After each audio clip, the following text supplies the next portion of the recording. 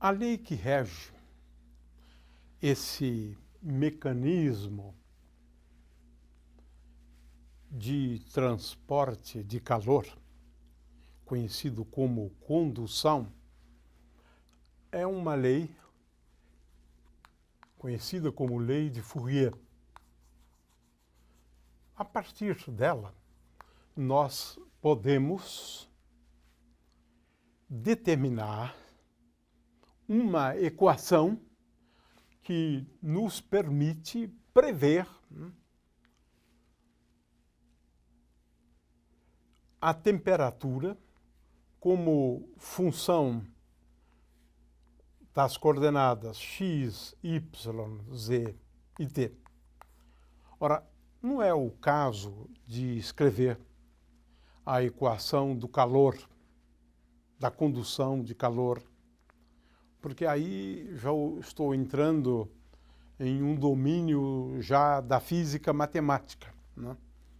De qualquer maneira, é uma equação a derivadas parciais com respeito a x, y e z e derivada parcial, mas de primeiro grau em relação ao tempo. Não é o caso da gente descrever aqui ou escrever a equação que rege esse fenômeno da condução de calor. A ideia é que o corpo não está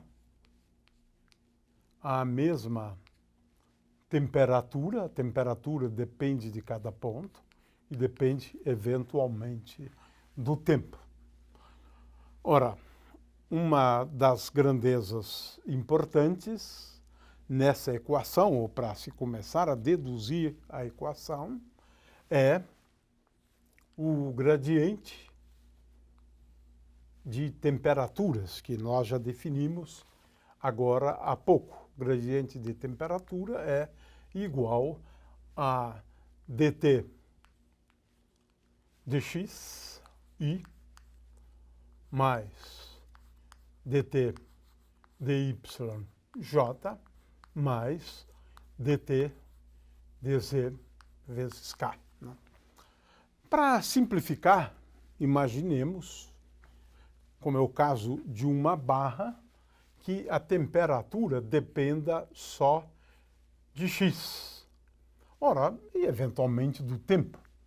O fato é que, neste caso, nós não precisamos, né, utilizar as demais e podemos até mesmo utilizar a derivada total, se ela depende só de x, é a derivada, então, de uma função de apenas uma variável, de forma que aqui a grandeza é importante, que seria o análogo do gradiente de t, é simplesmente dt dx vezes i.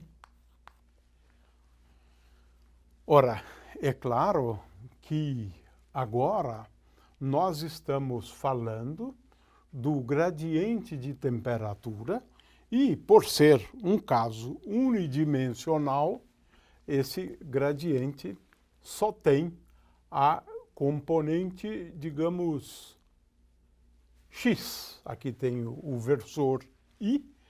O gradiente de t, portanto, é igual a dt dx vezes i. Isso num caso unidimensional, né, para simplificarmos, né? Muito bem. Uma outra grandeza importante, né, ao estabelecermos a lei de Fourier, é uma grandeza conhecida como fluxo de calor. Ora, essa é uma grandeza também vetorial e que estabelece a direção do calor. Vamos designar essa grandeza como sendo fluxo do calor como uma grandeza vetorial, mas O que importa aqui para as nossas considerações é o seguinte: se eu considerar a integral de superfície do fluxo de calor ao longo de uma superfície qualquer, então o fluxo de calor é tal que a integral do fluxo de calor através daquela superfície, essa grandeza aqui me dá o quanto de calor por unidade de tempo passa por essa superfície. Ou seja, se eu tenho uma superfície qualquer aqui, e se eu quiser saber quanto de calor passa por essa superfície, eu devo fazer essa integral de superfície do fluxo do calor através dessa superfície. É claro que essa superfície pode ser uma superfície aberta, como eu indiquei agora, ou essa superfície pode ser também uma superfície fechada. De forma que, se essa superfície for uma superfície fechada, então a integral do fluxo de calor através agora dessa superfície fechada, do F, Q escalar ds, então esta grandeza física me dá o quanto de calor passa por essa superfície por unidade de tempo. Ora, pode ser tanto calor cedido quanto calor recebido. Claro que isso vai depender aqui do sinal, mas, de qualquer maneira, essa grandeza física, fluxo de calor, ela me dá, quando eu considero a integral de superfície do fluxo de calor ao longo de uma superfície fechada, me dá quanto de calor passa por essa superfície.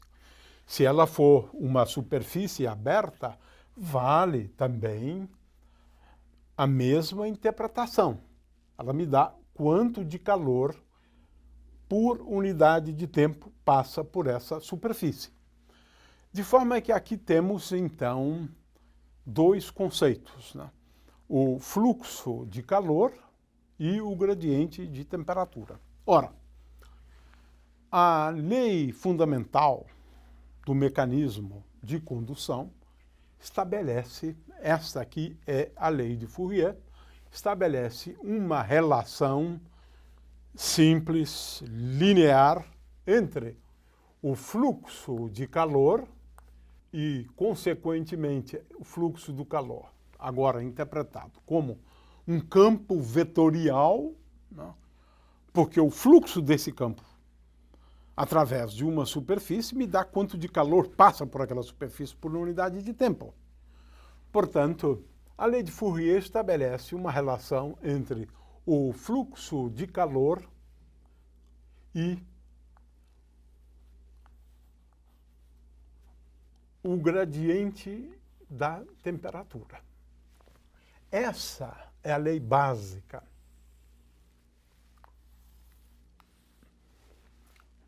da condução. Ela estabelece uma relação simples entre o fluxo de calor e o gradiente de temperatura. Este sinal aqui, ele é providencial. Por quê? Para assegurar que o calor vai fluir do corpo mais quente para o mais frio. ou da parte mais quente para a parte mais fria. Ou seja, se nós temos um gradiente que dá o aumento, né, de temperatura numa determinada direção, o fluxo de calor está na direção oposta. De forma que essa é a lei de Fourier, que é uma lei importante, né, para entender a condução do calor. Q, ou kappa, que está aqui, é a condutividade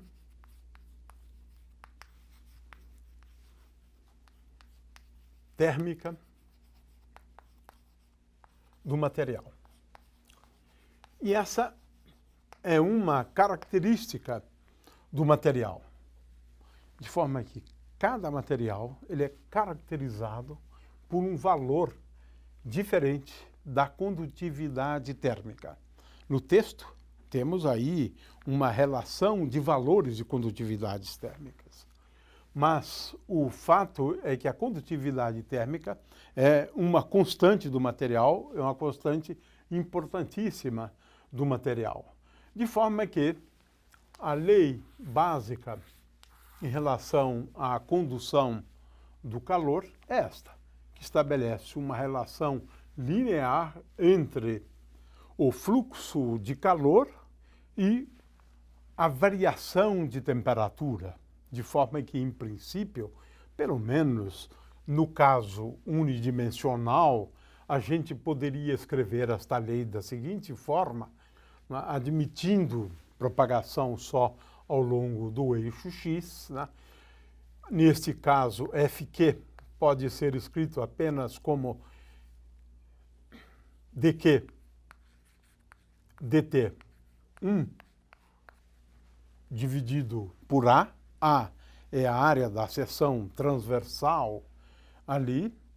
Portanto, eu estabeleço uma relação entre o fluxo de calor e, neste caso, menos K vezes dt dx.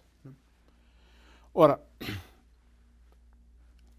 o que a gente tem aqui é uma equação que, em princípio,